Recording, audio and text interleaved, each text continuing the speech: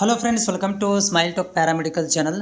Friends, JNM nursing board ವತಿಯಿಂದ ನಿನ್ನೆಯಿಂದ ತುಂಬಾ ಅಪ್ಡೇಟ್ ಆಗಿರುವಂಥದ್ದು. ಭಾಳಷ್ಟು ವಿದ್ಯಾರ್ಥಿಗಳು ಇದನ್ನು ಮೆಸೇಜ್ಗಳನ್ನು ಕೂಡ ರಿಸೀವ್ ಮಾಡ್ಕೊತಾ ಇದ್ದಾರೆ. ರಿಜೆಕ್ಟ್ ಆಗಿರುವಂಥ ಮೆಸೇಜ್ ಬರುತ್ತೆ.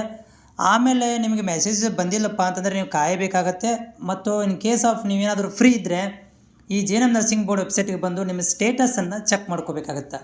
ಏನು ಚೆಕ್ ಮಾಡಬೇಕಂತಂದರೆ ನಿಮ್ಮದು ಅಪ್ರೂವ್ಡ್ ಅಂತ ಗ್ರೀನ್ ಲೆಟ್ರಲ್ಲಿ ಬರಬೇಕು. ಹೆಂಗೆ ಬರಬೇಕು ಅಂತ ನಿಮ್ಗೆ ತೋರಿಸ್ತೇನೆ ನೋಡಿ. ಈಗ ನೋಡಿ ಫ್ರೆಂಡ್ಸ್, ಈ ರೀತಿ ನೀವು ಲಾಗಿನ್ ಮಾಡಿ ನೋಡಿದಾಗ ಈ ರೀತಿ current application status approved, document not verified, no problem, ತೊಂದರೆ ಇಲ್ಲ. ಆದರೆ ಅಪ್ರೂವ್ಡ್ ಅಂತ ಬರಬೇಕು. ಇಟ್ ಮೀನ್ಸ್ ನಿಮ್ಮ ಅಪ್ಲಿಕೇಶನ್ ಎಲ್ಲನೂ ಕೂಡ ಕರೆಕ್ಟ್ ಇದೆ, ಅಪ್ಲಿಕೇಶನ್ ಕರೆಕ್ಟ್ ಇದೆ ಅಂತ ಅನ್ನಂಗೆ ಅರ್ಥ. ಅಪ್ಲಿಕೇಶನ್ ಸ್ಟೇಟಸ್ ಅಪ್ರೂವ್ಡ್ ಆಗಿದೆ ಮೀನ್ಸ್ ನಿಮ್ಮ ಅಪ್ಲಿಕೇಶನ್ ಕರೆಕ್ಟ್ ಇದೆ.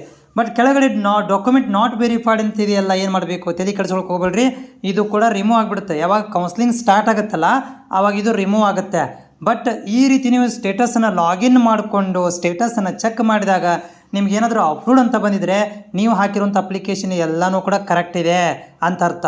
ಇಲ್ರಿ ನಮ್ಗೆ ಅಪ್ರೂವ್ಡ್ ಅಂತ ಬಂದಿಲ್ಲ, ಅಲ್ಲಿ ನಮ್ಗಳಿಗೆ ಬೇರೆ ಇದೆ. ಯಾವ ರೀತಿ ಅಂತಂದರೆ ಇಲ್ಲಿ ನೋಡಿ, ಈ ರೀತಿ ರಿಜೆಕ್ಟ್ ಅಂತಿದೆ. ಏನು ಮಾಡಬೇಕು, ಈ ರಿಜೆಕ್ಟ್ ಅಂತ ಬಂದಿದೆ, ಏನು ಮಾಡಬೇಕು ಅಂದರೆ ಇದು ಕಾಮನಾಗಿ ಯಾರಿಗೆ ಬರುತ್ತೆ ಅಂತಂದರೆ SC ವಿದ್ಯಾರ್ಥಿಗಳಿಗೆ ಬರ್ತಾ ಇರುವಂಥದ್ದು.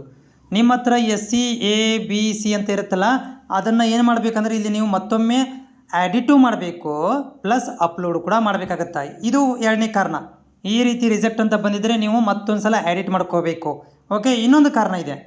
ಸೊ ಮೂರನೇ ಸ್ಟೇಟಸ್ ನೋಡಿ, ಆಲ್ರೆಡಿ ಅಪ್ರೂವ್ಡ್ ಅಂತ ಬಂದಿತ್ತು, ಅದು ಓಕೆ ಆಗಿದೆ. ಒಂದು ರಿಜೆಕ್ಟ್ ಆಗಿದೆ, ಅದಕ್ಕೆ ಏನು ಮಾಡಬೇಕು ಅಂತ ಹೇಳಿದ್ದೀನಿ, ಅದು ಓಕೆ ಆಯಿತು.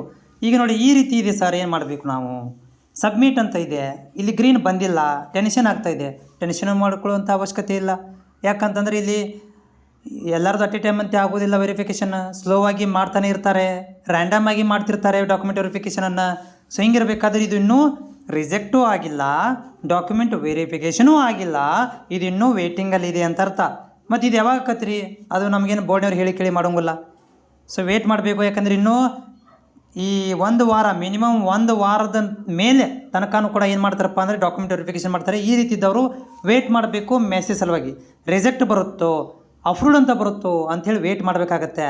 ಓಕೆ, ಸೊ ಮತ್ತೇನಾದರೂ ಡೌಟ್ ಇದ್ದರೆ ನಂಗೆ ಕಾಮೆಂಟ್ಸ್ ಮಾಡಿ, ಮತ್ತು ಚಾನಲ್ ಸಬ್ಸ್ಕ್ರೈಬ್ ಮಾಡ್ಕೊಳ್ಳಿ.